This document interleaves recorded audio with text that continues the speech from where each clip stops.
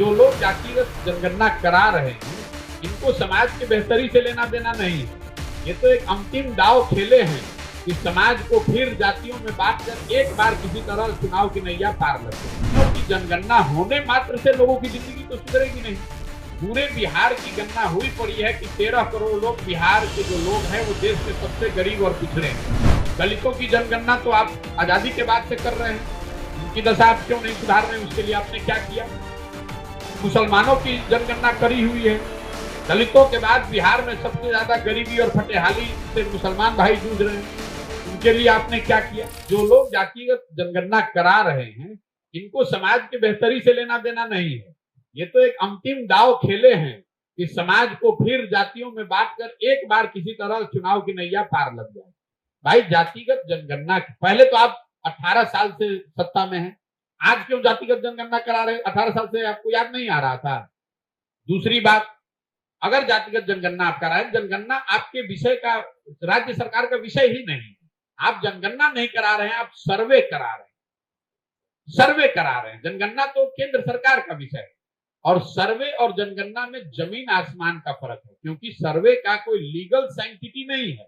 इस बात को कभी सरकार ने स्पष्टता से नहीं बताया कि सर्वे का जो रिजल्ट आएगा उसकी मान्यता क्या होगी। उसकी मान्यता तो कुछ है नहीं।